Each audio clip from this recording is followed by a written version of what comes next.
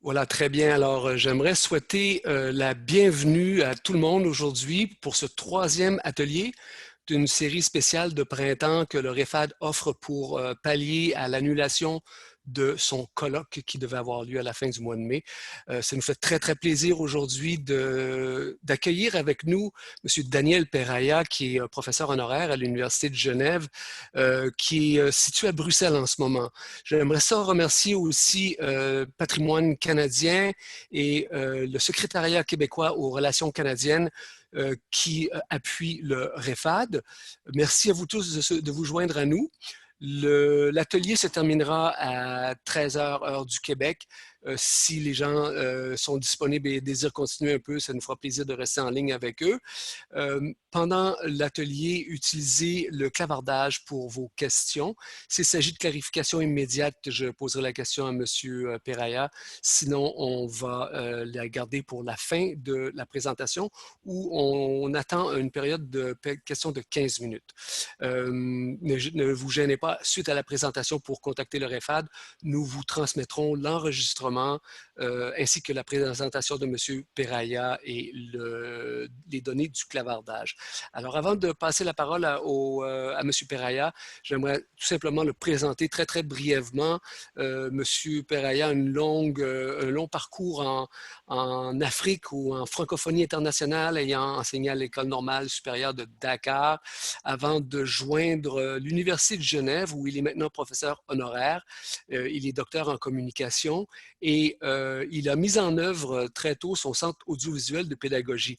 Donc maintenant, à l'Université de Bruxelles, et là, j'espère, M. Peraya, que je ne massacre pas trop votre biographie, mais il a joint l'unité des technologies éducatives de la faculté de psychologie et des sciences de l'éducation dès sa création en 1990. Donc, on parle d'un adopteur de très, très bonheur très, très tôt pour les technologies éducatives et ses recherches et ses enseignements portent sur la communication éducative médiatisée. Aujourd'hui, M. Peraya va nous entretenir de dispositifs hybrides de formation à distance. Alors, sans plus tarder, à vous la parole, M. Peraya. Merci, merci Robert, merci à vous toutes et à vous tous d'être là, même si on aurait, je suppose, que vous comme moi, préférez être en place en prudence, mais voilà, donc c'est la vie qui a fait ça. Alors, je vais d'abord partager mon écran.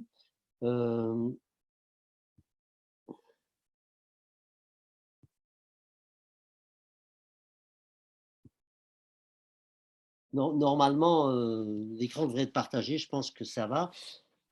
S'il y avait un problème de visibilité, vous me dites. Hein. Alors, au moment où avec Martine Pellerin, on avait programmé cette intervention, c'était vraiment sur une présentation de la formation hybride et des dispositifs de formation hybride. Et puis, il se fait que la vie a fait que tout le monde est passé brutalement et souvent, en tout cas dans de nombreux cas, ou tout à distance, avec pas nécessairement la préparation qu'il fallait, enfin une préparation parfois très, très différente selon les lieux, les institutions, etc. Mais cela dit, je pense que l'hybridation va rester fondamentale parce qu'à partir du moment où les rentrées scolaires et universitaires vont se profiler, les conditions de fréquentation en présentiel vont sans doute encore être modifiées et transformées pendant un certain nombre de temps. Et du coup, au fond, l'hybridation, à mon avis, va devenir la modalité privilégiée de nos formations. Alors, c'est à la fois, je trouve que ça tombe bien parce que c'est d'autant plus important finalement de revenir sur cette idée d'hybridation et de se souvenir, de voir ce que c'est, comment ça fonctionne, etc. Alors, en plan très sommaire, je vais vous demander quelques minutes au début pour réfléchir, écrire. C'est un mot valise. Moi, j'aime bien les mots valises. Donc, c'est réfléchir et écrire. Vous avez le chat à disposition et je vais tout de suite vous dire ce que j'attends de vous parce que j'aime bien, au fond, cette idée d'atelier. J'aime bien garder un peu la dimension active et interactive de l'atelier. Après ça, je vais entrer dans le vif du sujet, je vais vous dire, au fond, de mon point de vue, qu'est-ce qu'on entend, qu'est-ce que j'entends, de quoi parle-t-on quand on parle de dispositifs de formation hybride. Je vais vous faire un compte-rendu très vite, très rapide, d'un petit sondage que j'ai fait il y a 6 mois auprès de collègues qui travaillent dans des dispositifs de formation hybride, en présentiel ou même à distance. Et voilà, donc c'est un sondage exploratoire très descriptif, mais c'est une analyse de représentation et je trouve que c'est assez intéressant. Après, ben, effectivement, on va reprendre ce que vous nous avez écrit dans le chat là, à propos de vos quelques minutes de réfléchir-écrire et que Robert va essayer de les structurer, de les organiser thématiquement. Et puis à partir de là, on va essayer de conclure sur une question-réponse à partir de vos remarques et de vos représentations. Voilà. Alors, si jamais, pour des questions de compréhension immédiate, il y avait des choses que je dis qui ne sont pas claires ou qui paraissent confuses ou brouillonnes, vous jetez un grand pavé dans la mare du chat et puis Robert me dira, attention, là, il y a quelque chose qui ne va pas, il faut que tu reprennes parce que les gens décrochent. OK?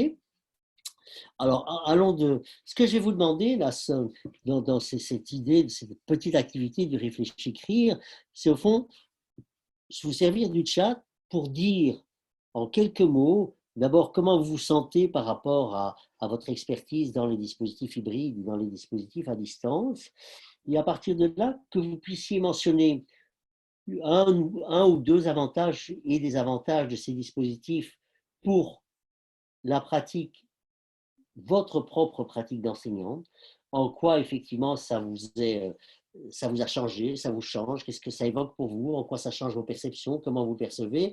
Je voudrais bien faire la même chose pour vos étudiants, en pensant qu'est-ce que vous pensez que ça fait à vos étudiants, mais je ne suis pas sûr qu'on ait le temps de tout faire. Donc, on va dire, si on pouvait se centrer sur l'idée quelques avantages et désavantages pour votre propre pratique d'enseignant ou d'enseignante, au fond, si on avait déjà ça, ce serait pas mal.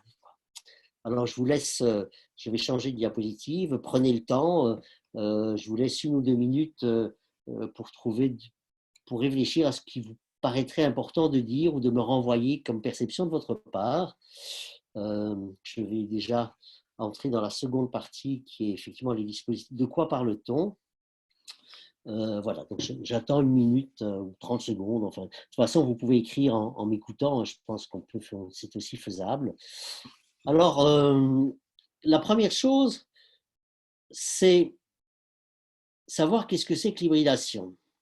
Alors, l'hybridation, pour moi, c'est un processus. Je ne sais pas si vous voyez bien à la droite de l'écran, j'ai 2 images que j'adore, en fait, qui sont des images d'une campagne publicitaire d'une maison de mode suisse très ancienne qui s'appelait Le Bon Génie et qui s'était spécialisée, une grande surface qui s'était spécialisée dans la mode et dans la mode un peu de luxe, qui dans les années 80-85, je dis avec un grand sourire, donc au siècle dernier, avait fait une campagne publicitaire qui s'appelait Jeu d'élégance. Et alors, ce qui est extraordinaire, c'est qu'ils avaient habillé un certain nombre d'animaux standards connus avec des pelages et des parures d'autres animaux. Vous avez un cygne qui est habillé dont les ailes correspondent à l'aile d'un papillon. Vous avez une espèce de cervidé qui a un pelage de léopard. Et finalement, on a des espèces de figures, d'animaux hybrides. Et finalement, ça ne choque pas vraiment là, au niveau visuel. C'est finalement je trouve assez agréable à voir. Et ça montre bien d'une certaine façon que l'hybridation, c'est ça. C'est avec deux choses différentes, en faire une qui regroupe et qui modifie et qui réorganise les caractéristiques de l'un et de l'autre pour arriver à un troisième objet, une troisième chose qui n'est plus ni la première ni la seconde, mais qui est en fait une espèce de mixte entre les deux, différente de la première et différente de la seconde, mais une espèce d'être nouveau, hybride. Alors, dans un dispositif hybride, il y a, de mon point de vue, il y a 5 dimensions extrêmement importantes. La première, c'est l'organisation de la présence et la distance. Alors, c'est des modalités d'organisation de la formation et de l'apprentissage qui sont importantes parce qu'elles sont extrêmement variables. On peut trouver 1 semaine de présence, 4 semaines de travail à distance. On peut trouver en parallèle des séances présentielles avec des travaux à distance. d'une certaine façon, la classe inversée est une modalité de formation hybride parce que c'est une organisation particulière des modalités de travail en présence à distance. Je voudrais vous rappeler quand même quelque chose que rappelait déjà France Henry et Henri Quet en 1985 dans leur bouquin Le savoir à domicile. Ils nous disaient, mais il ne faut pas oublier que même dans l'enseignement présentiel, les étudiants travaillent énormément à distance. Dans le présentiel, quand ils sont dans nos amphis ou dans les classes, en général, l'enseignant enseigne, mais quand ils travaillent, quand ils s'approprient les contenus, quand ils préparent leurs examens, quand ils s'apprêtent à nous rendre des livrables, des documents, des rapports, etc., ils le font en général en distance, à domicile. Ça veut dire que l'enseignement présentiel, on l'oublie souvent, comportait déjà une dimension importante de formation, ou en tout cas de travail à distance. La seule chose, c'est qu'à l'époque, le présentiel ne se préoccupait pas du tout d'organiser l'apprentissage à distance de nos étudiants, de nos étudiantes et de nos apprenants. Après, il y a l'approche pédagogique. Hein. Effectivement, on ne forme pas sans se préoccuper de l'approche pédagogique que chacun d'entre nous adopte, plus ou moins transmissive, plus ou moins socio-constructiviste, pédagogie de projet. Je ne vais pas développer, mais c'est une dimension qui est extrêmement importante. Après, il y a une dimension qui est fondamentale, c'est l'accompagnement et le soutien. J'ai dû intervenir récemment à Fribourg, où des enseignants de l'Université de Fribourg en Suisse me disaient, mais au fond, avec le tout à distance, tel qu'on est obligé de le pratiquer pour l'instant, j'ai l'impression de perdre le contrôle de ce qui se passe et le contrôle de mes étudiants. Puis je lui ai rappelé que pour moi, enfin, je ne sais pas si je lui ai rappelé, mais en tout cas, j'ai énoncé le fait que pour moi, le contrôle n'est pas pas quelque chose de fondamental. C'est important de savoir ce que font les étudiants, mais je trouve que l'enseignant a d'abord un devoir d'accompagnement et que la, la, la, faculté de contrôle euh, devrait céder la place en fait à une espèce, oui, enfin vraiment un devoir d'accompagnement. Alors après, il y a deux dimensions qui sont pour moi fondamentales de médiatisation et de médiation de l'information, sur lesquelles je reviendrai principalement dans cet exposé parce que c'est un peu mon ADN et c'est sur quoi j'ai travaillé le plus souvent de façon la plus approfondie.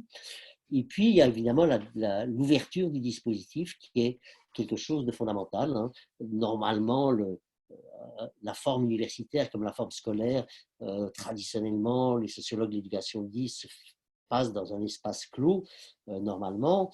Aujourd'hui, nos étudiants, quand ils ont leur portable, leur téléphone en classe ou dans l'amphi, nécessairement, l'espace clos est ouvert. Il y a ce tiers inclus, comme disent certains, qui arrive nécessairement parce qu'au fond, les connexions Internet, la 4G, introduisent le monde extérieur dans le monde académique ou dans le monde scolaire qui, normalement, traditionnellement et globalement encore relativement clos et séparé du monde.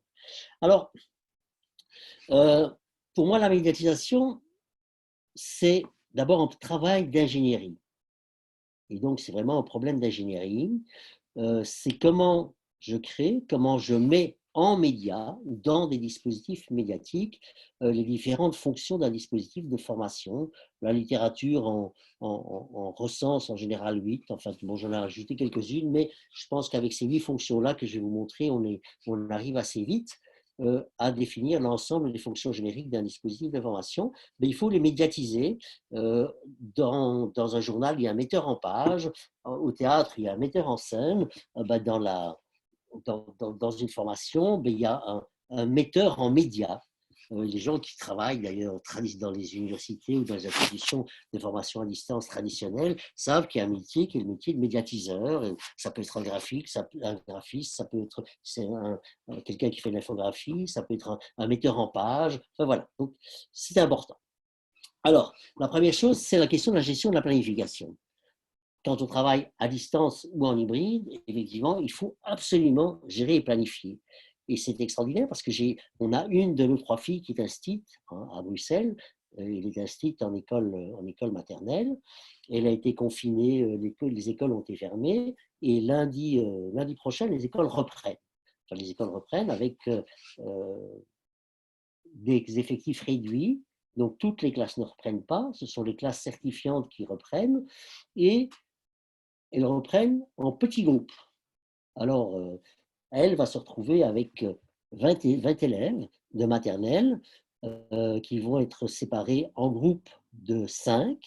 Et donc, elle va faire pour chacun des groupes la même journée d'enseignement et de formation et d'activité, mais 4 fois la même pour permettre à l'ensemble des 4 groupes d'élèves d'avoir cette formation. Et elle me dit, mais ça va être extrêmement compliqué. D'abord, ça va être désagréable parce que moi, je vais répéter 4 fois la même chose pendant la semaine, parce que je vais avoir 4 groupes, 4 fois 6 heures, et pendant 4 fois 6 heures par semaine, je vais faire exactement la même chose. Mais en plus, les gens qui viennent le lundi, je vais devoir leur donner des activités pour le mardi, le jeudi et le vendredi. Ceux qui viennent le vendredi, il faudra que je leur donne des activités pour leur préparer à leur arrivée en classe. Ils vont devoir le faire à domicile le lundi, le mardi et le jeudi. Et donc, elle me dit, ça va être un bordel monstre à organiser. Ah ben, je lui dis oui, mais je lui dis quand on travaille à distance, quand on fait de l'hybride, c'est comme ça que ça se passe. Il faut gérer, il faut planifier, il faut organiser. Et c'est vrai que ça ne fait pas du tout partie de la culture du présentiel. Et je pense que pour beaucoup, c'est un choc assez terrible. Alors, qu'est-ce qu'il faut faire aussi? Ben, il faut effectivement gérer et médiatiser l'information. Donc, il faut mettre cette information dans une forme médiatique à travers des dispositifs informatiques, médiatiques, que ce soit des vidéos. Et, et c'est une fonction importante, mais les, des étudiants à Genève, lors de la première journée pédagogique à l'Université de Genève en 2014, il y avait cette journée de pédagogie universitaire, et puis il y avait un débat animé, et il était animé par un journaliste, par quelqu'un de la presse, qui était un animateur assez standard, et face aux étudiants, il disait aux étudiants, mais qu'est-ce que vous demanderiez bien à vos enseignants puisqu'ils sont là en termes d'innovation? Et alors la réponse était à la fois, certains d'entre nous s'y attendaient un peu, parce que c'était déjà notre pratique, mais pour beaucoup, ils ont reçu ça avec beaucoup de sidération parce que les étudiants disaient, mais qu'ils fassent avec nous, quand on est face à eux, quelque chose qu'on ne sait pas faire tout seul. Et donc, nous donner de l'information pendant 2 heures de cours, ça ne nous sert à rien, parce que ça, on sait faire tout seul, on sait prendre l'information ailleurs. Mais inventer des choses que vous pouvez faire avec nous, que nous ne savons pas faire sans vous. Voilà. Donc ça, c'est le rapport à l'information. Après, effectivement, nos étudiants, ils doivent produire, ils ont des produits à nous remettre, ils doivent faire, je ne sais pas, des rapports, ce qu'on appelle parfois chez nous un TFE, qui est un travail final d'études, un mémoire, ils doivent faire un rapport de stage, ils doivent produire. Et c'est quand ils produisent qu'effectivement, ils apprennent, parce que c'est là qu'ils s'approprient dans le cadre d'une activité significative, donc il y a du sens pour eux. Après, il faut médiatiser toutes les interactions sociales, interactions sociales entre nous et eux, entre eux et eux, entre eux. Et puis, il faut vraisemblablement quelque chose qui est très, très important, comme ils sont partiellement à distance ou entièrement à distance, il faut qu'ils aient la conscience de participer à une communauté, de savoir qui est connecté, qui a fait quoi. Ils ont besoin des notifications, ils ont besoin d'avoir un certain nombre d'utilitaires qui les renseignent sur effectivement qui est là, qui fait quoi, avec qui ils peuvent se connecter, etc. On ne fait pas de formation ni d'apprentissage sans évaluer, donc il faut effectivement évaluer. Et effectivement, les modes d'évaluation vont devoir être adaptés. Quand c'est des productions écrites standards, quand elles sont remises en fichier Word ou en PDF, c'est comme s'ils étaient quasiment en présence. Mais si on fait de l'évaluation instrumentée, si on fait des QCM sur plateforme, si on leur propose de remettre un produit qui est plutôt une vidéo ou un produit multimédia, effectivement, la forme d'évaluation doit être adaptée à ce nouveau type de médiatisation des productions. Et alors, il faut effectivement développer, je pense, la compétence de méta-réflexion à distance ou en hybride. Il faut effectivement pas mal de qualités d'autorégulation.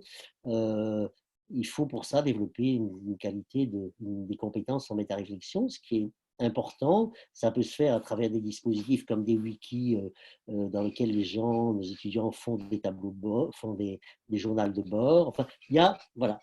8 fonctions qu'on doit médiatiser à travers des dispositifs technologiques ou des dispositifs médiatiques. Après, on va quitter l'ingénierie et on va rentrer dans l'effet de ces dispositifs. Quand on communique à distance, quand on est là entre nous, occupés à travailler avec Zoom, on n'a pas le même rapport que quand on est en présentiel. Vous savez qu'on ne parle pas au téléphone de la même façon aux gens que quand on parle en présentiel. Il y a très longtemps, il y a eu une étude dans la revue Réseau, qui était une très très bonne revue de sociologie des médias, qui montrait que la pratique téléphonique, par exemple, dans les foyers, était extrêmement genrée. Ça veut dire que tout l'aspect relationnel était pris en charge par les femmes, par les dames dans le couple, alors qu'au fond, les communications de services rapides et courtes d'organisation étaient prises en fait par les hommes. Et donc, ça montre bien qu'on a des comportements particuliers à travers ces dispositifs médiatiques. On n'écrit pas, en fait, on sait qu'on n'écrit pas un texto de la même façon qu'on écrit une dissertation ou un texte ou une lettre d'embauche. Le dispositif technique, au fond, il modifie notre rapport à l'autre, à nos pratiques, à notre environnement. Caron Caronia, dans un bouquin super des années 2002, je pense, sur les technologies mobiles, disait, et ce n'est pas le premier à le dire, mais c'est un bouquin extraordinaire, il disait au fond, nos objets techniques sont un produit de notre culture, mais ils produisent une partie de notre culture. Et je pense que c'est là l'idée. Et donc, on n'est plus du tout quand il s'agit de médiation, on n'est plus du tout dans de l'ingénierie et dans la mise en forme médiatique de contenu, de relations, etc. On est dans l'approche recherche qui nous dit, au fond, en quoi ces dispositifs transforment notre comportement par rapport à l'autre, par rapport à la cognition, par rapport au contenu, etc. Et en gros, voilà un certain nombre de médiations qui sont relativement stabilisées. Ben, ces outils modifient nos gestes, notre comportement. Les gens qui, quand on voit nos ados qui sont sur un clavier d'un smartphone, la vitesse avec laquelle ils tapent sur deux pouces, avec leurs 2 pouces, c'est effectivement une modification sensorimotrice, psychomotrice qui est liée au dispositif technique, à son affordance, à son ergonomie. Ça modifie fondamentalement notre rapport à la cognition, ça modifie notre rapport que moi j'appelle sémio-cognitif, ça veut dire qu'au fond, tous ces dispositifs médiatiques en général sont aussi des systèmes de représentation. Quand vous avez une carte conceptuelle modifie la représentation mentale qu'on a d'une notion, d'un champ conceptuel, etc. C'est une façon d'organiser, de structurer nos images mentales et nos représentations mentales. Et donc, il y a un lien très fort entre représentation matérielle et représentation mentale. Ça modifie largement nos rapports socio-affectifs. Je ne vais pas revenir là-dessus. Ça modifie sans doute notre posture personnelle. Ça modifie notre façon de faire. Je dis nous, tous ceux qui sont, tous les collègues qui sont enseignants-chercheurs, qui sont praticiens, réflexifs, etc., et qui écrivent, on sait tous qu'on n'écrit plus de la même façon aujourd'hui que lorsqu'on avait une machine à écrire et qu'on avait effectivement du papier, du Tipex ou bien un correcteur à stencil pour modifier nos textes. Notre pratique d'écriture a changé. Notre pratique d'enseignement a changé. Beaucoup se sont raillés des enseignants en disant ils n'enseignent plus, ils enseignent PowerPoint. Donc, c'est bien pour dire que ça configure d'une certaine façon dans une certaine pratique particulière. Ça modifie au fond ce qu'on a appelé, et ce que certains chercheurs appellent la médiation épistémique, c'est notre connaissance même des dispositifs. Travailler sur des dispositifs nous apprend pas mal de choses. Ça nous apprend, si on travaille bien, une certaine logique, une certaine rigueur. Ça nous apprend souvent les bases de l'algorithmique. Enfin, voilà. Et alors après, Claire, avec qui j'ai travaillé pendant longtemps et qui est en poste à Laval maintenant, rajoute aujourd'hui la dimension de la médiation spatio-temporelle. C'est clair qu'aujourd'hui, une des grandes perceptions de l'espace, c'est est-ce que je suis en mobilité ou est-ce que je suis sédentaire? Et pour pour la façon dont on apprend aujourd'hui et dont on réalise nos activités, cette opposition-là entre mobilité et sédentarité est sans doute plus importante que l'ancienne opposition qui était classique dans l'analyse de la forme universitaire de référence, qui était l'espace clos et l'espace du monde. Parce qu'effectivement, il y a une porosité aujourd'hui énorme entre ces deux espaces. Alors, je peux aller sur une définition du dispositif hybride que je vais vous lire, ou que je vais vous laisser lire, en fait, parce que je pense que c'est pas utile que je lise tout, mais au fond, ce qui me paraît important de retenir dans cette définition, c'est qu'il y a un potentiel d'innovation pédagogique très particulier qui est lié au mode d'organisation présence-distance, qui est lié à l'accompagnement, qui est lié au dispositif médiatique ou technologique mis en œuvre dans le dispositif de formation. Et ce qui est important, on avait fait dans les années, je dirais 2010-2013, avec un certain nombre de collègues dans un cadre d'un projet européen, une grosse observation, une grosse analyse des dispositifs hybrides pour donner un panorama des dispositifs hybrides. Donc, il y a une petite dizaine d'années. Et au fond, on voyait qu'on avait proposé une typologie, il y avait 6 types de dispositifs hybrides différents qui, au fond, exploitaient de façon différente les 5 dimensions que je vous ai présentées tout au début de cet exposé. Et au fond, on voyait que l'actualisation de ces dimensions innovantes, elle est très influencée par l'enseignant, par ses conceptions, la façon dont il met en œuvre et dont il conçoit les processus d'apprentissage, par rapport aux différents dispositifs technologiques, etc. Et donc, globalement, la façon dont un enseignant hybride ou met à distance la formation pour ses apprenants, c'est vraiment, il y a une grosse composante, une grosse variabilité individuelle et qui est propre à l'enseignant, mais aussi effectivement, j'ai été trop vite, je suis désolé. Voilà.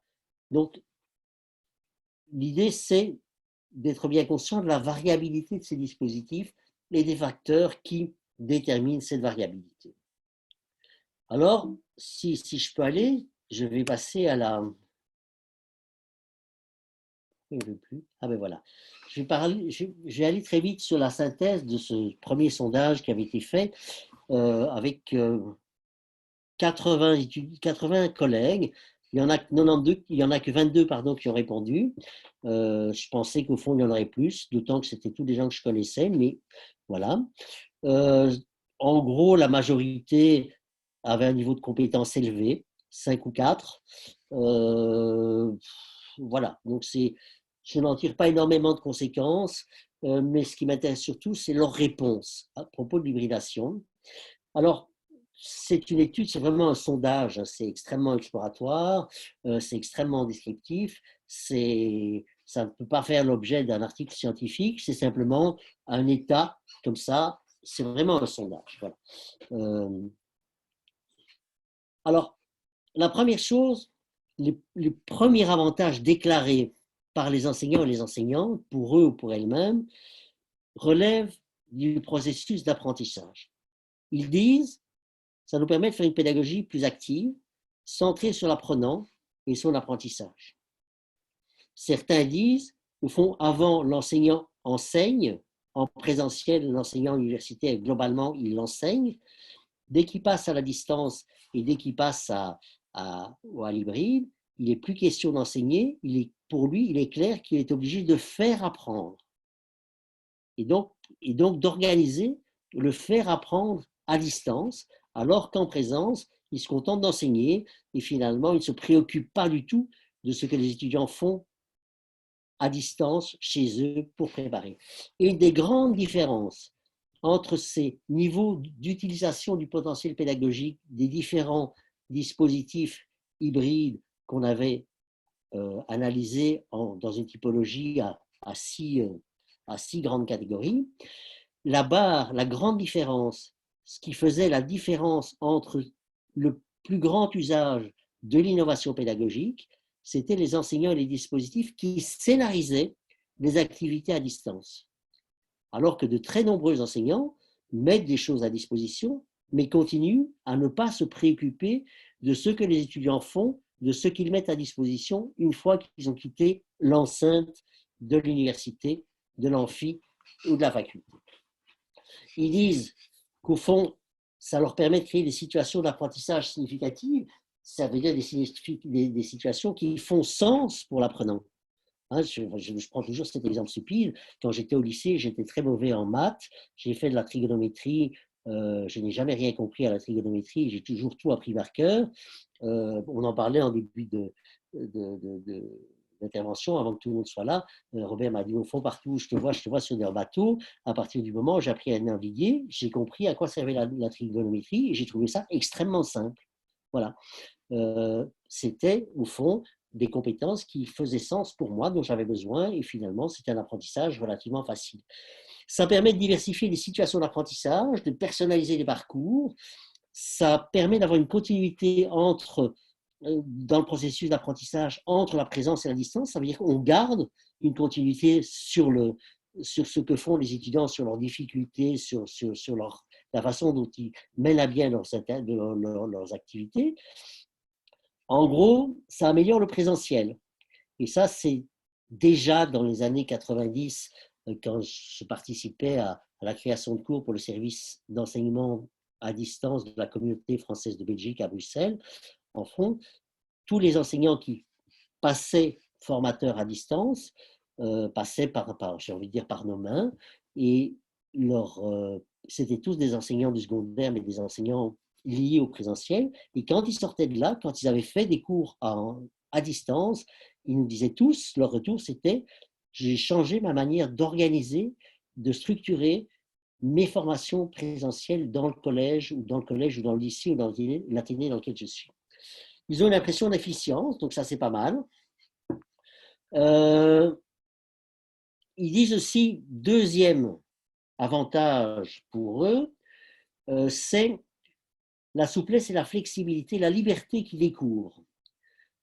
Ils ont une meilleure organisation dans leur formation présentielle, ce qui corrobore ce qu'on sait déjà, d'ailleurs la recherche l'a montré depuis fort longtemps. Après ça, 13 sur 22, pédagogie active pour les centrer sur l'apprenant. J'ai l'impression de revenir, pardon. Ah voilà, diversification des modalités d'intervention. Ils pensent qu'ils ont l'occasion d'avoir une plus grande variabilité dans les dispositifs et dans les modes d'intervention, comme dans les types d'apprentissage. Ils peuvent faire de l'individuel et du collectif plus facilement. Ils pensent que le caractère transmissif des séquences présentielles qu'ils continuent à faire s'allège. Ça devient plus interactif, ça devient moins pesant, ça devient moins transmissif au sens strict et classique au fond du cours d'amphi. Ils retrouvent l'intérêt d'avoir des tas de dispositifs technologiques qu'ils ont utilisés en hybride, qui peuvent installer dans un grand auditoire. Ils peuvent faire intervenir un intervenant extérieur à travers Skype ou n'importe quel autre dispositif de communication dans un amphi. Ils peuvent rendre un cours en présentiel, ils peuvent le rendre interactif avec tous les systèmes de boîtiers de vote. Enfin, il y a des tas de dispositifs qui existent. Ils ont découvert des dispositifs de formation et d'apprentissage distant qu'ils peuvent effectivement réintégrer dans leur formation présentielle. Après, il y a le cas particulier de l'isomorphisme. Alors ça, c'est un cas particulier parce que c'est le cas de tous les enseignants qui travaillent sur les technologies éducatives, parce que c'est effectivement le contenu de leurs cours, ce sont les compétences auxquelles ils doivent former, mais ils ne les forment qu'à travers un dispositif virtuel, à travers une plateforme, etc. Et donc, il y a cet aspect miroir, un peu de mise en abîme. On apprend au service des technologies en travaillant avec les technologies. Voilà, donc ça, c'est un cas un peu particulier. On décroît un peu dans l'occurrence des réponses, mais on voit quand même que le travail collaboratif et le travail en équipe est un avantage important. Ça permet de mieux intégrer les apprenants dans des groupes. Ça permet de créer des communautés d'apprentissage qui sont beaucoup plus difficiles, qui sont quasiment impossibles à faire quand on est en présentiel. Les gens, nos étudiants, nos étudiantes arrivent, Ils s'en vont. Après, éventuellement, ils travaillent comme on faisait nous, en groupe. On a 3 copains, on révise ensemble, on fait les choses ensemble, mais on est sur cet aspect-là. Ça permet de relativiser aussi les points de vue entre les étudiants eux-mêmes. Euh, le travail collaboratif, en général, commence par un échange de représentations et donc toujours, a toujours comme point de départ une étape de déconstruction des connaissances préalables ou de nos préconceptions. Et donc, ça, c'est relativement important. On voit que la collaboration est la 4e dimension citée, donc ce n'est pas la plus importante. Et en rang très dispersé, parce qu'on la trouve en premier rang, en rang 2 ou en rang 3 ou en rang 4. Et donc, les réponses sont beaucoup plus dispersées, beaucoup moins focalisées. Que nous disent-ils encore? Ils identifient comme avantage la personnalisation du suivi, la dévolution du suivi à des pairs et la continuité et la traçabilité du suivi. Alors ça n'est pas encore parce que c'est relativement contesté par un certain nombre. C'est pour ça que je pense que c'est un argument qui arrive relativement en à peu près dernière position. Un aspect qui est très important, et c'est sans doute pour ça qu'il y a un effet de retour sur les formations en présentiel, c'est l'impact de la scénarisation et de l'ingénierie. Il faut tout expliquer, tout expliciter, il faut de la rigueur, il faut de l'organisation, il n'y a plus beaucoup de place pour l'improvisation, sinon ça ne fonctionne pas. Alors, qu'est-ce qu'ils nous disent encore? Qu'on a plus de variété dans les ressources, qu'on peut s'enrichir par des ressources externes, et que si on travaille bien la scénarisation, pardon, on a la possibilité de réutiliser des séquences scénarisées. On peut réutiliser, réintégrer, on peut travailler au fond dans une perspective modulaire, ce qui est beaucoup plus difficile à faire en présence. Alors, ils nous disent globalement, c'est un investissement rentable. Bon, s'il y a une meilleure gestion de son temps personnel. Au niveau de l'investissement rentable, je voudrais juste prendre un exemple d'un cours de bac 1, donc première année d'université en faculté de psychopéda à Genève quand j'y étais. C'est un cours qu'on a eu à partir du moment où on est passé au système de Bologne, et donc bac et puis master. On avait un cours de 150 étudiants quasiment, qu'on a géré comme nos cours de master et de diplôme de 3e cycle qu'on faisait préalablement en technologie éducative. Ça veut dire en les faisant travailler par groupe de 3, de 4 maximum. Et donc, ce qui était assez extraordinaire, et c'est là que je trouve que c'est un aspect fondamental de l'ingénierie et de la planification, le cours était prévu, conçu pour les 26 semaines de cours, complètement, et tout était en ligne. Et donc, du point de vue, j'ai envie de dire, de la préparation des cours, l'organisation des activités, on n'avait plus rien à faire. Tout était prévu et tout le temps qu'on avait était destiné à l'accompagnement des étudiants. Ça veut dire qu'on lisait leurs journaux de bord, ça faisait dire lire 150 journaux de bord par semaine. On lisait le forum technique, on lisait le forum de compréhension cognitive et notionnelle, on répondait aux problèmes de groupe. On ne faisait que ça. Ça veut dire que le dispositif fonctionnait, j'ai envie de dire tout seul. Notre activité était liée à ce devoir d'accompagnement. Mais ça demande effectivement cette scénarisation qui est extrêmement importante au départ. Alors voilà, qu'est-ce que je...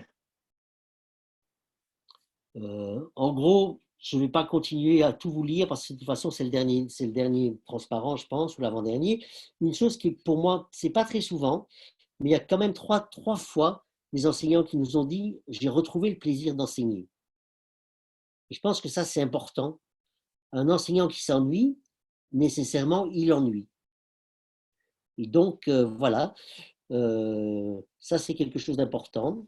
Alors, ce qui nous a surpris, je ne vais pas tout vous lire, en gros, c'est d'abord que ce qu'on trouve, c'est un lien faible entre l'hybridation et l'innovation. Les gens sont très intéressés par les aspects pédagogiques, mais ils ne font pas explicitement le lien entre le potentiel d'hybridation qui a permis cette innovation. Donc pour eux, ils ont innové, ils n'en parlent pas en termes d'innovation, mais ils ne font pas le lien non plus entre hybridation et innovation, alors qu'au fond, si vous vous souvenez, dans la définition que je vous ai donnée au départ, je vous disais, tous les dispositifs hybrides ont un potentiel d'innovation qui est important. Eh bien, c'est surprenant, c'est peut-être lié à des cultures universitaires, mais effectivement, ils ne réalisent pas combien ils ont innové et ils ne réalisent pas la cause ou un des facteurs qui pourrait expliquer la manière dont ils ont innové. Et ils font un lien très faible entre technologie et pédagogie. Ça veut dire qu'ils réfléchissent en termes de pédagogie, mais ils ne réfléchissent pas du tout en termes de technopédagogie. Et ça, je pense qu'à terme, c'est quelque chose qui est important. Et je pense que là-dessus, il y a un gros boulot de formation, d'encadrement et de soutien à faire. Et au fond, à mon chrono, je suis à 38 minutes. Comme j'avais 45 minutes, je peux peut-être juste vous montrer le dernier transparent un peu conclusif et moins empirique avant de passer à vos questions et à mes réponses. Si je peux, Robert? Je vois que tu hoches la tête, donc je peux. Ça va très bien comme ça, Daniel, merci. Alors, au fond, ce que je vous propose, c'est un peu un modèle d'appropriation individuelle de ces dispositifs, en vous disant, ben voilà, c'est une version, j'ai envie de dire, un peu plus théorique, un peu plus modélisée que les résultats de ce mini-sondage. Et je dis bien, c'est un mini-sondage, ça n'a aucune valeur d'enquête scientifique ou de recherche scientifique, c'est un sondage exploratoire et extrêmement empirique. Ben voilà, en variable d'entrée, quand on regarde, ben on a des variables externes et des variables internes. Les variables externes, c'est les variables sociologiques et individuelles. On a vu, même dans le sondage, combien les réponses, parfois, vous pouvez diverger selon les sujets. C'est des variables sociologiques et individuelles. Il y a des caractéristiques matérielles qui sont importantes pour les dispositifs hybrides. C'est la question du coût, de la fiabilité, de la compatibilité. On a, je sais pas, brutalement, l'université décide de changer de plateforme, il faut tout migrer.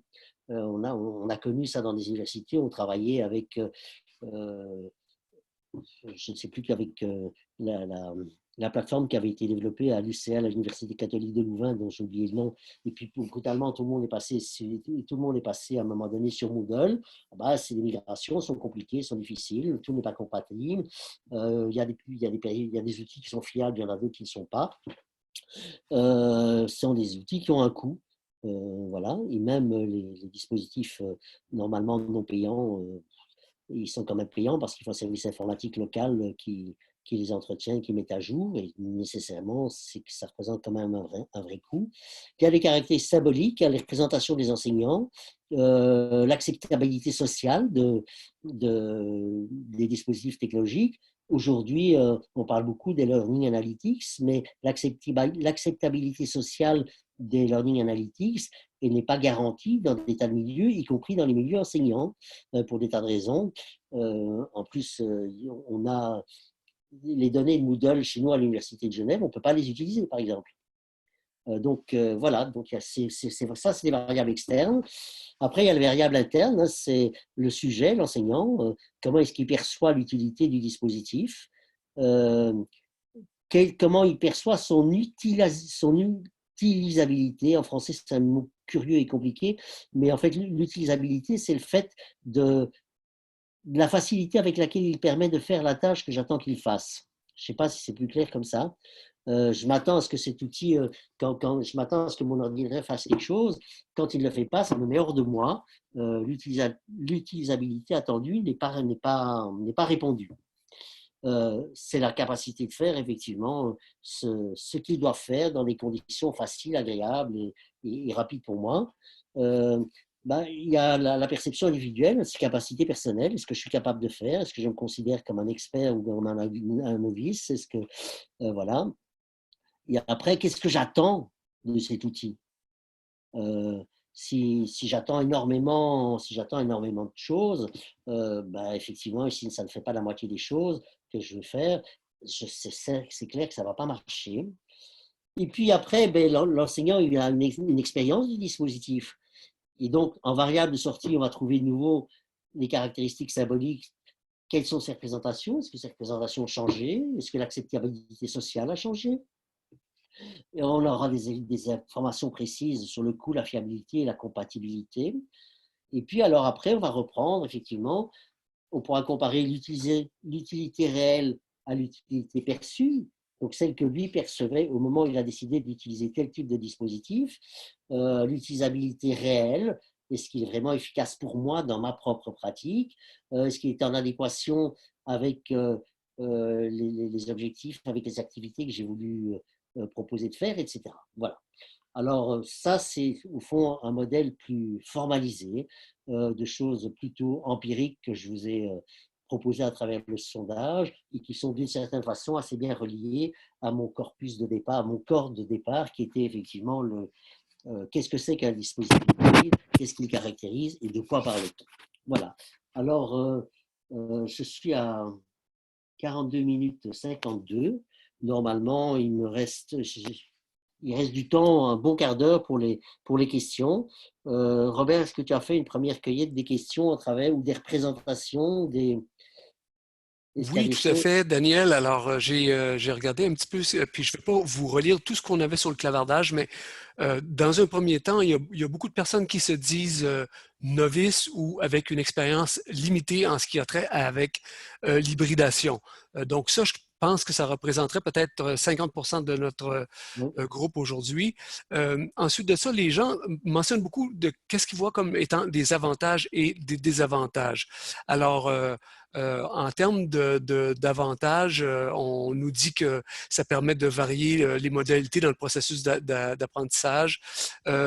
Ça permet d'engager les élèves, les étudiants.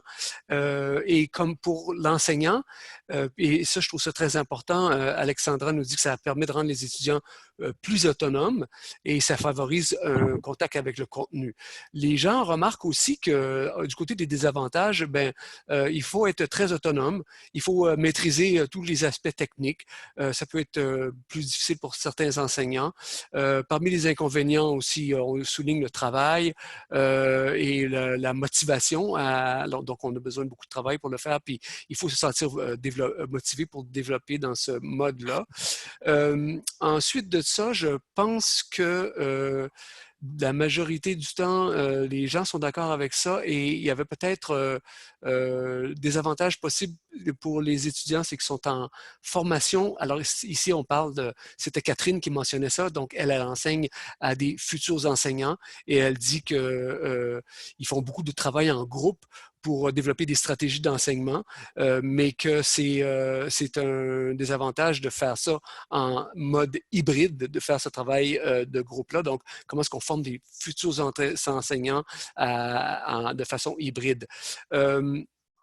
Je pense que puis là, je m'excuse si les gens veulent rajouter. Il y a peut-être de la part de Carole qui dit que parmi les avantages, ça nous permet d'atteindre lorsqu'on ne peut pas faire autrement. C'est centré sur la méthode, mais que les désavantages, c'est une perte d'information, le langage non verbal qui se perd, comme par exemple aujourd'hui, les gens qu'on ne voit pas, et la limitation du champ de perception qui revient un petit peu à ça, aussi lourdeur puis entrave à développer une propre personnalité qui participe au groupe.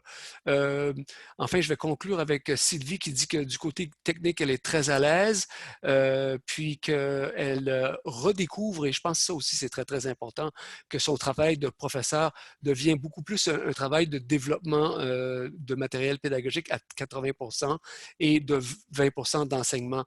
Les gens, et comme le souligne Sylvie d'ailleurs, disent que le rôle de l'enseignant change de l'enseignement à l'accompagnement. Et ça, je pense que c'est central. Et je terminerai par une questions, on nous demande, pouvez-vous nous donner, s'il vous plaît, des exemples des composantes de l'hybridation, les moyens de livrer le contenu et d'interagir avec les étudiants? Et j'ajouterais à ça que, pour ma part, si on pouvait toucher aux deux modes, aux deux facteurs de l'hybridation qui rentrent peut-être pas dans la définition, mais c'est-à-dire synchrone, asynchrone, qui est le facteur temporel, et le facteur présentiel, distance, qui est le second, et peut-être toutes les variables entre les deux qui vont définir l'hybridation. Donc, à vous, M. Peraya. Alors, je vous remercie d'abord pour toutes les questions, pour toutes les informations qui ont été transmises, et puis alors pour le regroupement, l'essai de synthèse que tu viens de faire. Alors, sur les avantages, sur tous les aspects positifs, je pense que ça rejoint complètement les perceptions d'enseignants globalement. Euh, euh, donc, les aspects de changement de posture, tout ça, je pense que c'est des avantages qui sont connus, que chacun perçoit ou que chacun imagine ou qui correspondent en tout cas à des attentes. Alors, les vraies difficultés, et là où ça se corse un peu, c'est dans les difficultés ou dans les craintes. Alors, la première chose, c'est que sur les difficultés techniques, c'est vrai que c'est parfois compliqué parce qu'on n'a pas nécessairement, tout le monde n'a pas le même niveau de littératie, je veux dire, des outils, j'aime pas le terme outil en fait, mais de ces dispositifs numériques. Euh, c'est pas parce qu'on est expert ou en communication qu'on utilise Instagram et qu'on utilise WhatsApp tout le temps qu'effectivement, par rapport à des usages pédagogiques dans une plateforme, les mêmes compétences peuvent être mises en œuvre. Et donc, je pense que ce qu'il faut beaucoup, ce qui est très important, c'est un soutien institutionnel en formation et en préparation à la mise en œuvre de ces stratégies de formation hybride. Ce que je vois, c'est que certaines universités avaient des stratégies d'accompagnement. Enfin, je ne dis pas pour chez vous, mais en tout cas pour les universités européennes que je connais, je sais que les universités qui avaient des stratégies d'accompagnement à la mise en distance ou à la mise en hybride ou en sont des universités dans lesquelles les enseignants étaient mieux préparés. Parce qu'effectivement, il y avait des stratégies de soutien depuis un certain nombre d'années, il y avait des pratiques qui se faisaient et il y avait un suivi qui était fait pour les enseignants. Donc, je pense fondamentalement, il faut un vrai suivi, une vraie formation, un véritable encadrement, un vrai soutien des enseignants dans cette, j'ai envie de dire, on est tous des professionnels de notre métier, mais d'une certaine façon, on doit se requalifier professionnellement parce qu'on est obligé d'apprendre des nouvelles choses pour faire autrement nos tâches. Donc là, je pense qu'il y a un rôle institutionnel qui est extrêmement important. Après, sur la motivation et sur le temps, il y a des universités chez nous qui ont mis en place des mesures d'encouragement pour les enseignants qui commençaient à mettre leur dispositif de formation en distance ou en hybride, à travers des décharges horaires, par exemple, une décharge horaire de 20 heures ou de 30 heures la première fois. Donc, il y a des possibilités, mais c'est nouveau, ça dépend énormément de la volonté institutionnelle et des politiques de chacun des établissements et sans doute des moyens que les établissements ont. Je comprends bien. Mais de décharger un enseignant, je ne sais pas moi, un enseignant qui devient doyen ou vice-doyen, à un moment donné, il a une décharge horaire. On trouve ça normal. Un enseignant qui se met à la distance ou qui se met effectivement à faire de l'hybride, c'est la première fois qu'il fait ça, ce serait tout autant légitime de lui permettre d'avoir une décharge horaire pour se donner du temps de réflexion pour faire ça correctement avec un véritable soutien et en équipe. Donc ça, c'est des mesures institutionnelles, je crois qu'elles sont importantes. Après, on dit, c'est vrai qu'on dit, la première fois, ça fait beaucoup de travail. Et je vois Sarah qui raconte son histoire avec ses gamins dans son école primaire et qui dit, je ne vais jamais m'en sortir, je ne vais jamais pouvoir faire à la fois répéter 4 fois la même chose en une semaine et préparer des activités pour les gens qui, après leur jour ou avant leur jour ou avant et après leur jour de classe.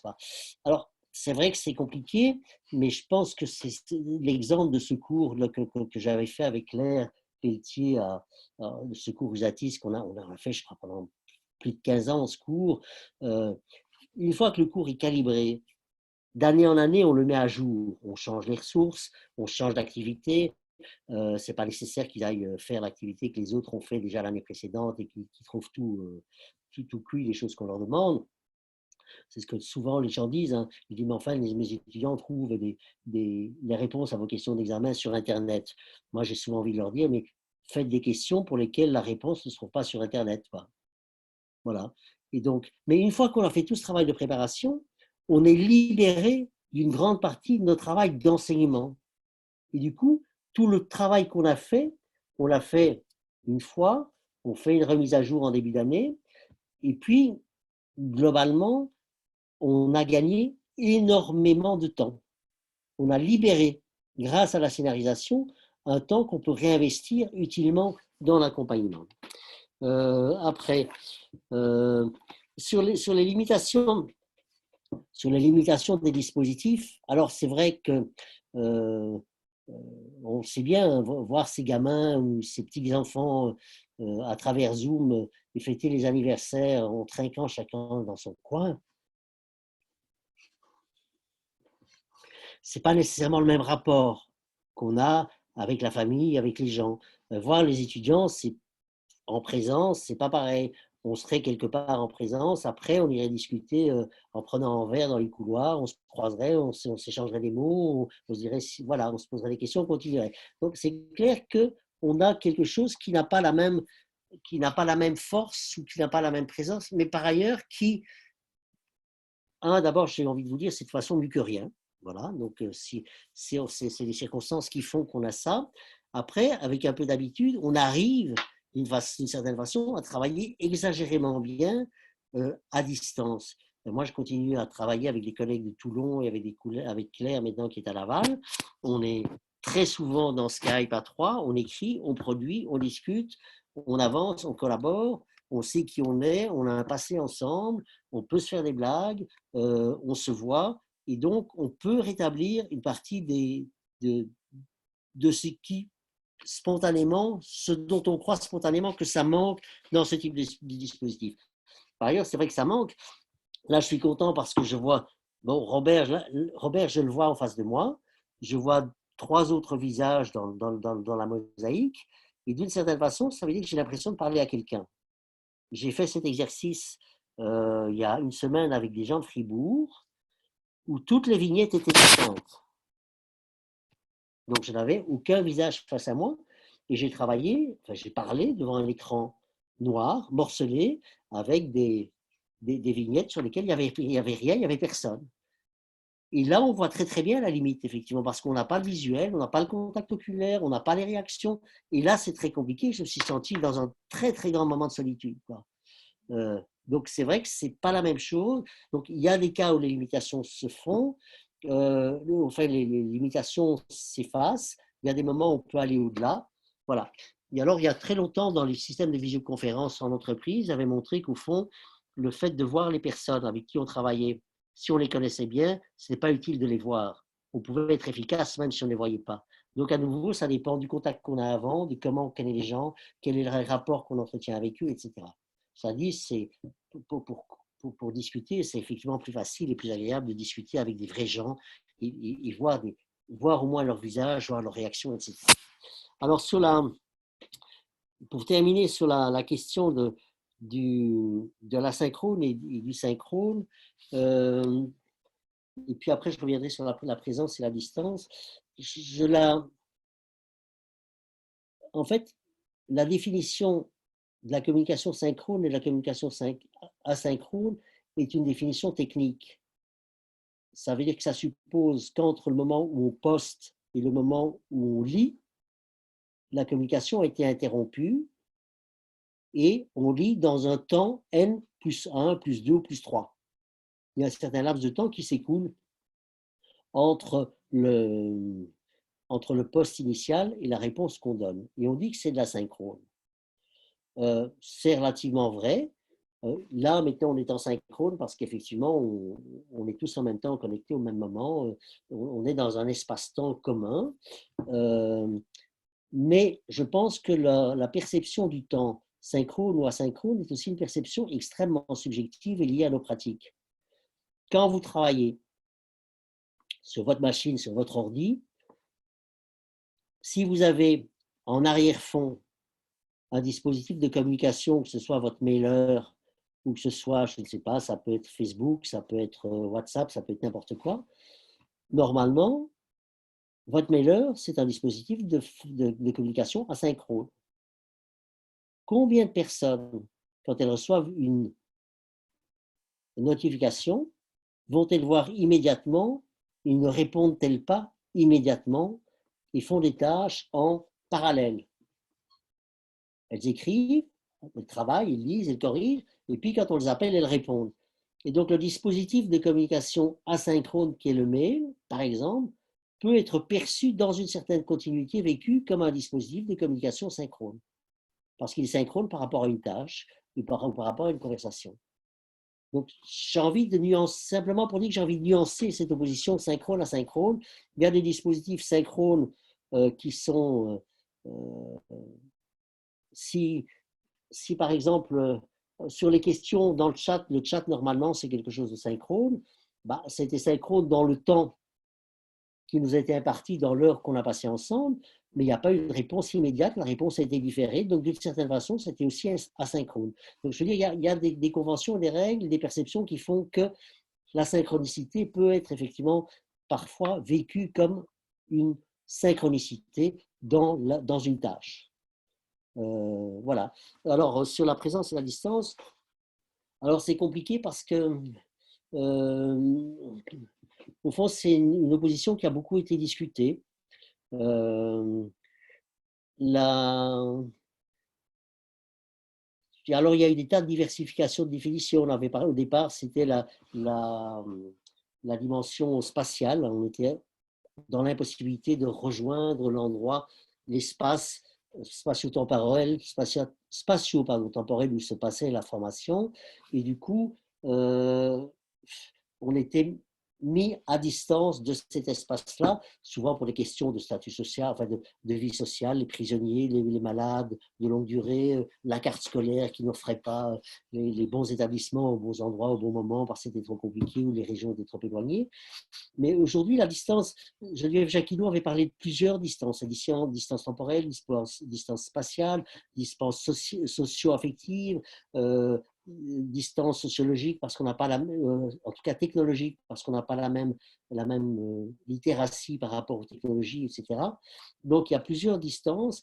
Et alors en fait la vraie question c'est est-ce qu'il ne faudrait pas plutôt parler en fait de présence plutôt que de distance, mais parler de présence et de présence à distance. Comment on se rend présent à distance et comment on fait circuler les signes de la distance, de la présence, y compris à distance, quoi. Euh, je pense que cette opposition de présence-distance, basée surtout sur des critères géographiques et temporels, et plus nécessairement celle qui convient. Je pense qu'on peut être présent à distance, avec des degrés divers, avec des degrés de proximité différents, selon les dispositifs, selon les gens, selon qu'on se connaisse bien ou pas du tout, etc.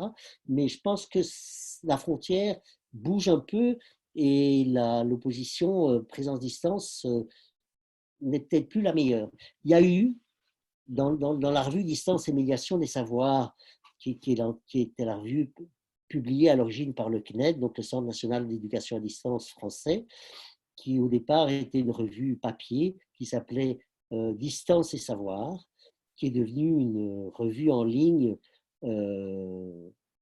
à partir, je ne sais pas, moi, on est au numéro 29, donc 4 numéros par an, vous faites 29 ou 28 divisé par 4, vous aurez le nombre d'années que cette revue est devenue une revue en ligne.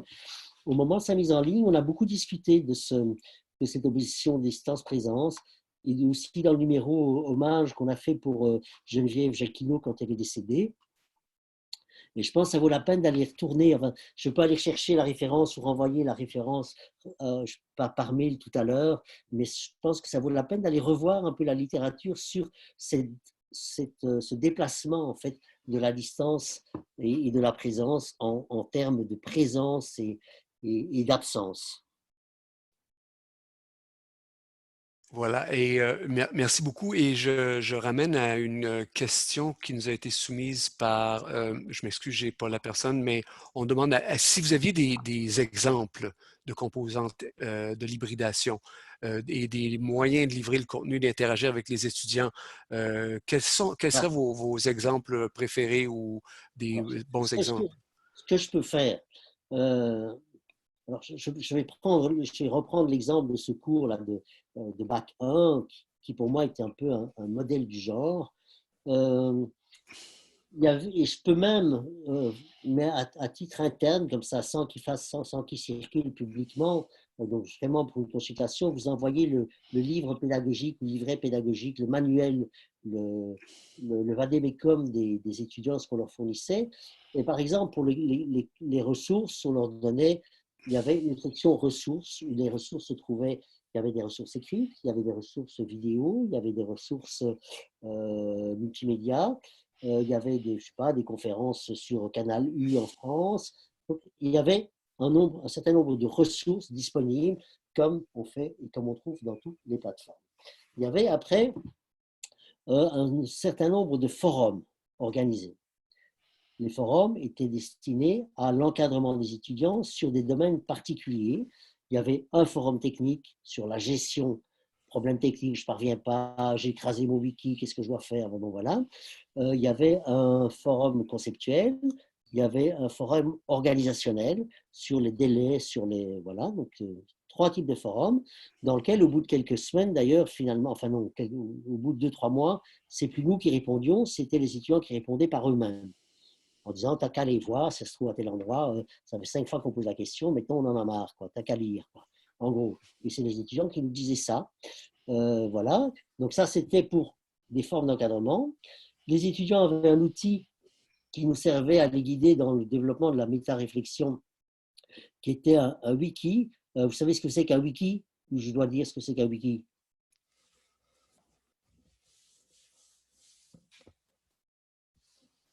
Vous voulez une petite définition de wiki ou pas du tout? Enfin, si vous voyez Wikipédia, bah, en fait, Wikipédia, c'est un logiciel de type wiki, donc c'est un outil d'écriture collective. En gros, c'est ça.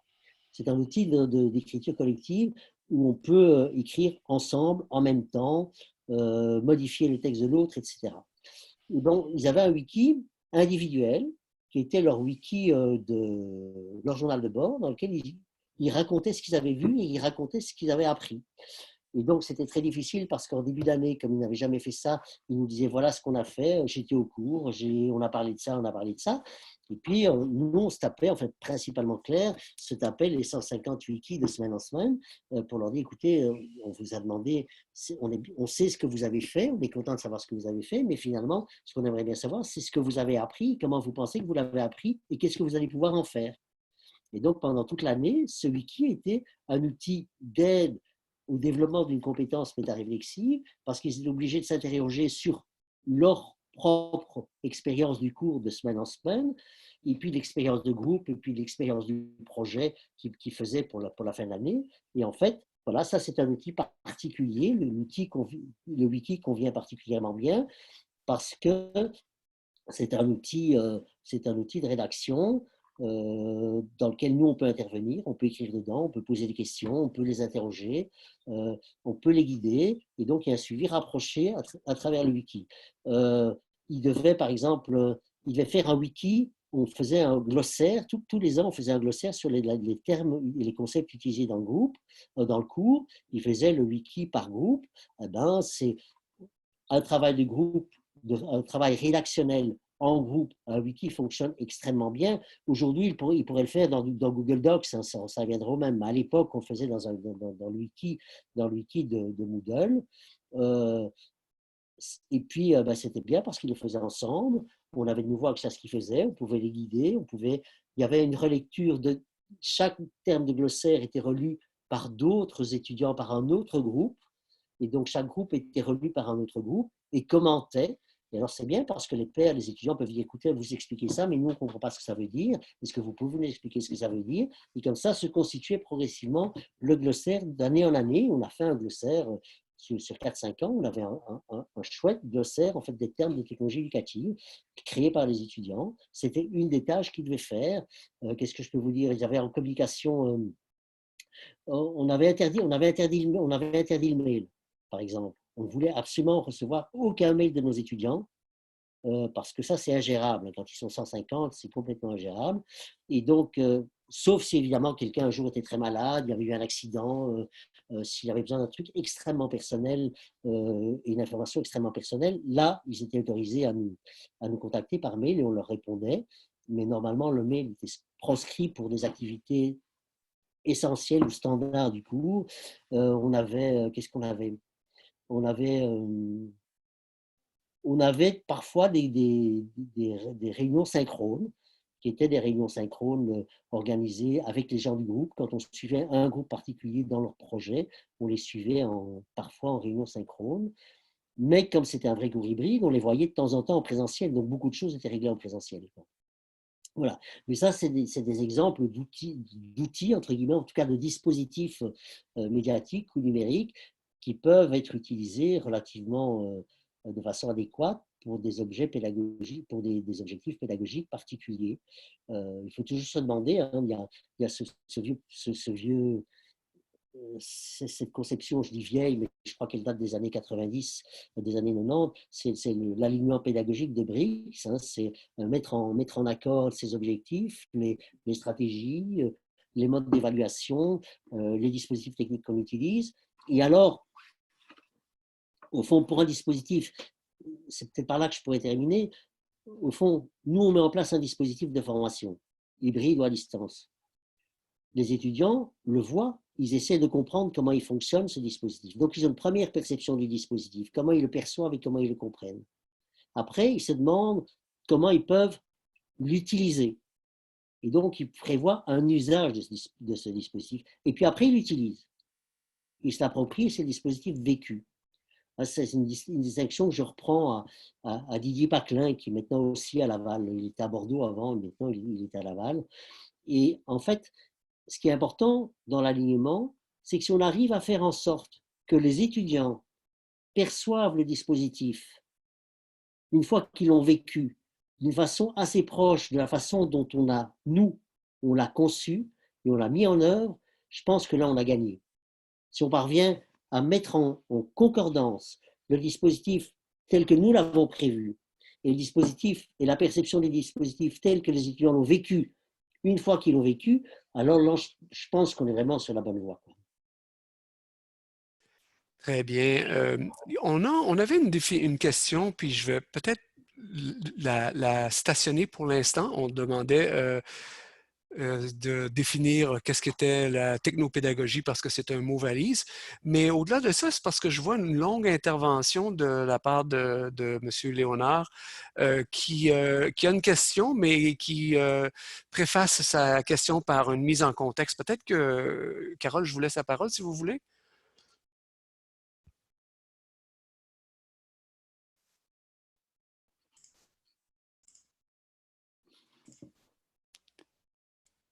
On ne vous entend pas. J'ai ouvert votre micro. Ah, on n'entend pas. On ne l'entend pas. Je le vois. Non, alors c'est dommage, ça ne fonctionne pas. On s'excuse, M. Léonard, votre son ne fonctionne pas. À côté du micro sur votre ordinateur, il y a une petite flèche, puis vous pouvez utiliser la flèche pour passer des haut-parleurs, écouteurs à votre système, peut-être le Logitech ou dépendamment comment il s'appelle. Mais en attendant, je pense qu'on terminera avec ça. Je vous lis tout simplement qu'est-ce qu'il y a pour... Est-ce que vous l'avez, M. Léonard? Non. OK, Je ne dommage, sais pas, dommage. peut-être. Ah, Oui, Maintenant, vous ça y est, m'entendez. on OK. vous entend. Alors, d'abord, merci pour votre présentation qui fait beaucoup réfléchir, tant il y a matière. La question qui me vient spontanément, c'est que pour avoir enseigné moi-même au cours des dernières semaines à distance, j'ai vu mes étudiants rencontrer des difficultés et ça a parfois même compromis les évaluations, les façons de procéder pour les évaluations. Mais cela étant, je voulais attirer l'attention sur la dimension culturelle qui va au-delà des fois de ce qu'on peut décrire parce que nous, on appartient à une seule et même culture. Euh, Bien souvent, lorsqu'on est dans l'entre-nous, mais au-delà de cela, puis je donnais comme exemple, je suivais une conférence de Bernard Stiegler il y a 2 semaines et il y avait un Colombien qui disait qu'à son université, par exemple, 70% des étudiants sont peu ou mal branchés. Par ailleurs, j'ai une enseignante de la Saskatchewan que je connais. Elle enseigne à 29 étudiants des Premières Nations. Sitôt COVID arrivé, le groupe est descendu à 2 et maintenant il s'est remonté à 7. Vous voyez? Donc, il y a comme un a priori souvent sur le degré de préparation qu'une société peut avoir au moment d'un passage à l'hybridation ou à l'enseignement à distance. Et je voulais savoir, parce qu'il me semble que cela c'est important, comment intégrer des pratiques qui soient préparatoires, si tant est qu'elles sont disruptives aussi. Hein. Je pense aux Autochtones qui pratiquent très peu l'isolement, sont toujours en groupe. C'est essentiel pour eux. Et c'est plutôt l'enseignant qui se joint au groupe à ce moment-là, d'une certaine manière. Alors, comment instaurer des pratiques euh, adaptative. Et l'adaptation, j'aime pas. Je préfère l'adoption parce que l'adaptation, c'est imposé, alors que l'adoption, c'est désiré. Mais comment faciliter tout ça, ça, je ne sais pas. Alors, la première partie de ma réponse, c'est que c'est vrai que, j'ai envie de dire, que enfin bon, c'est d'abord sur la capacité des élèves à effectivement réagir positivement de façon, enfin, je sais pas moi, active ou proactive dans une mise à distance qui se fait dans la préparation. C'est effectivement très compliqué. En Belgique, on a les entreprises ont refilé et reconditionné je ne sais pas combien de milliers d'ordinateurs d'entreprise qui traînaient dans des vieux stocks et qui pourrissaient, de façon à les reconditionner, à pouvoir les donner, enfin les prêter, ce qui est d'ailleurs un peu scandaleux. D'ailleurs, ils ont prêté pendant le temps du confinement à des élèves des quartiers défavorisés qui n'avaient pas d'ordinateur. Ça veut dire que globalement, ils ont reçu en prêt une machine sur laquelle ils ont appris à travailler. Et quand ils vont retourner en classe, on va leur reprendre leur machine. Et donc, ils n'auront plus la possibilité de continuer à travailler de la même façon. Ce qui est déjà un truc enfin, c'est un non-sens. Ça doit être sans doute une trace du surréalisme belge. Mais voilà, donc c'est d'une incohérence absolue. Alors, donc on sait qu'on a des gamins, et même enfin, à l'université en Suisse, on est couvert à quasiment 100%, à Toulon pareil, en fait. Donc, ils sont tous en 4G, ils ont une machine, ils ont 3 machines. Voilà, donc là, on n'a pas de problème. Mais même si on a des problèmes de connexion de machines, la deuxième rupture, c'est quand même la capacité à utiliser ces machines et les usages et le niveau de littératie qu'ont ces. Alors, on sait là aussi que dans les milieux, j'ai envie de dire, il y a eu une chouette étude en fait de sociologues, j'ai oublié le nom, mais je peux aller chercher dans ma bibliothèque juste à côté là, ou bien j'envoie les références à Robert, mais qui montre bien qu'en fait, la vraie rupture aujourd'hui, dans nos milieux de pays relativement développés, bon, c'est effectivement une rupture qui est de l'ordre des usages et pas du tout une rupture en termes de connexion, de rapidité de connexion, mais c'est ce que les étudiants, ce que les jeunes, les ados sont capables de faire avec leur technologie. Ils montrent assez bien qu'au fond, dans les milieux défavorisés, les pratiques sont effectivement de l'ordre du jeu, essentiellement du jeu ou de la communication de type Instagram, selfie, etc. Sans aucun jugement de valeur, mais en tout cas, c'est limité à ces compétences-là. Dans les couches plus favorisées, effectivement, les gens font du mail, ils savent se servir d'un fichier Excel, ils savent ce que c'est qu'une une feuille de calcul, ils savent éventuellement préparer pour leurs travaux un PowerPoint ils savent faire une carte conceptuelle. Et donc, ça montre très, très bien qu'au fond, le milieu d'origine est extrêmement déterminant sur les compétences que les gens ont et sur la représentation qu'ils ont. Et que ce qu'on voit aussi, en tout cas chez nous, c'est que l'idée que les natifs digitaux, à supposer, enfin bon, ça a été très remis en question déjà simplement comme catégorie d'analyse, et Prensky est lui-même revenu là-dessus en disant que c'était un peu caricatural. En fait, ce n'est pas parce qu'on manipule extrêmement bien au niveau instrumental, je ne sais pas, son smartphone et qu'on sait faire des tas de choses et qu'ils font sans doute vraisemblablement beaucoup mieux que moi. C'est pas pour ça qu'ils comprennent vraiment le sens de ce qu'ils font avec, quoi. Donc ça, c'est important. Donc ça, c'est la première. Donc je pense qu'on connaît la même situation et que la plus grande injustice de l'école, malgré son objectif démocratique d'avoir une école pour tous, la plus grande inégalité recommence quand les gamins retournent chez eux, à domicile. Je pense que c'est là que se refait la plus grande inégalité de l'école, c'est le milieu social dans lequel ils évoluent quand ils rentrent et qu'ils sortent de l'école. Voilà. Alors après, sur votre question, comment est-ce qu'on peut préparer moi, j'ai pas la réponse à ça. Je n'ai pas la réponse. Je pense qu'il y a de nouveau, selon les enseignants qu'ils ont eus, selon les classes où ils ont eu, moi, j'ai quitté Genève, je suis parti à la retraite en 2014, donc ça fait maintenant il y a 6 ans. La dernière année, les gens qui étaient en faculté dans l'école de formation des instituteurs, donc à l'école de formation pédagogique qui formait les enseignants du primaire, quand on les mettait en stage, nous, on les avait formés à utiliser les technologies, et ils disaient, c'est pas possible, dans nos maîtres de stage, personne quasiment n'utilise les technologies. Et, a priori, c'est pas nécessairement extrêmement bien vu de vouloir utiliser les technologies. Si le milieu d'accueil enseignant ne développe pas lui-même, bon, c'était il y a 6 ans, peut-être que ça a changé aujourd'hui, ça a peut-être changé un peu en mieux, je ne suis pas sûr que globalement, c'est beaucoup changé, mais si le milieu scolaire et le milieu, enfin scolaire au niveau primaire, si le milieu scolaire au niveau de l'enseignement secondaire inférieur ou supérieur n'utilise pas mieux et plus régulièrement, il ne forme pas à cette littératie, ça ne va jamais venir tout seul, quoi. Vous comprenez ce que je veux dire? Je pense qu'aujourd'hui, ce sont des compétences qui sont des compétences citoyennes, ce sont des compétences qui sont aussi intéressantes que la trigono, que la chimie organique, que, je sais pas quoi, que les équations du second degré. Peut-être que pour un grand nombre de nos élèves, c'était plus intéressant de savoir, d'avoir des compétences en littératie numérique que d'être capable de résoudre une équation du second degré, parce qu'il y en a plein parmi nous qui n'en auront plus jamais besoin une fois qu'ils auront quitté leur scolarité, quoi.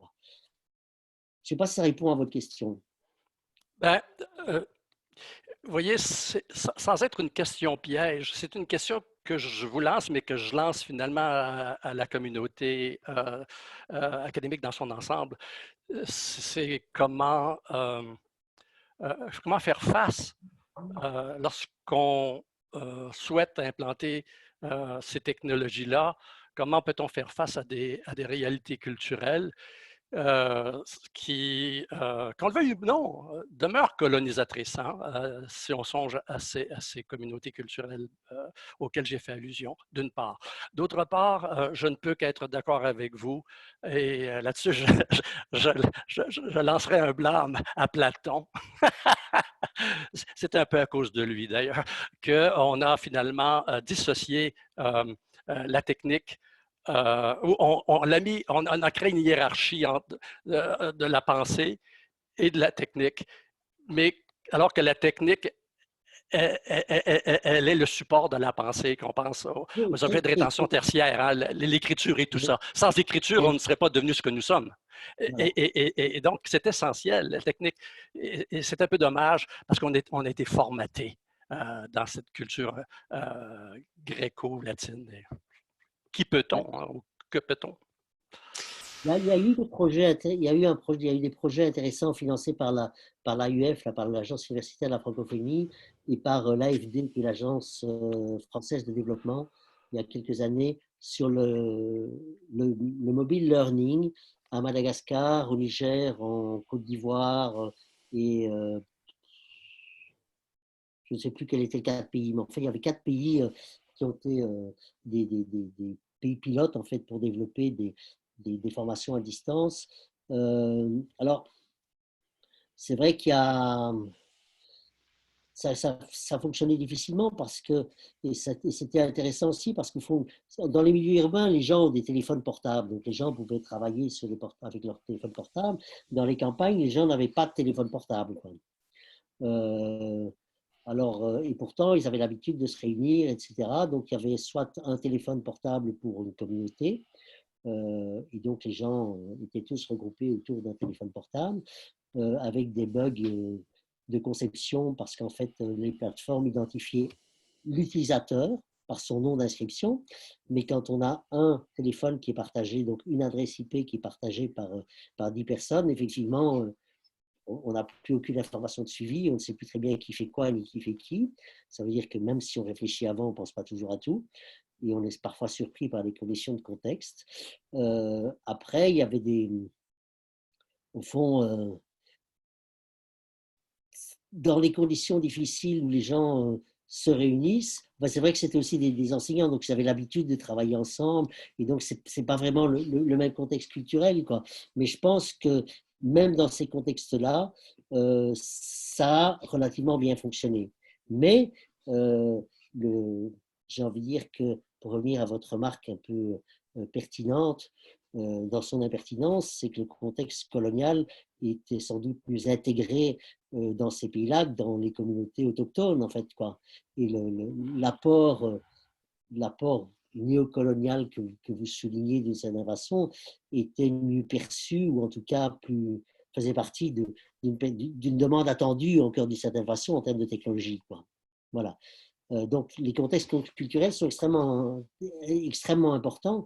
C'est pour ça que dans le dernier modèle un peu théorique, les perceptions, les variables sociologiques et individuelles, c'est effectivement une dimension culturelle, et c'est vrai que c'est extrêmement déterminant.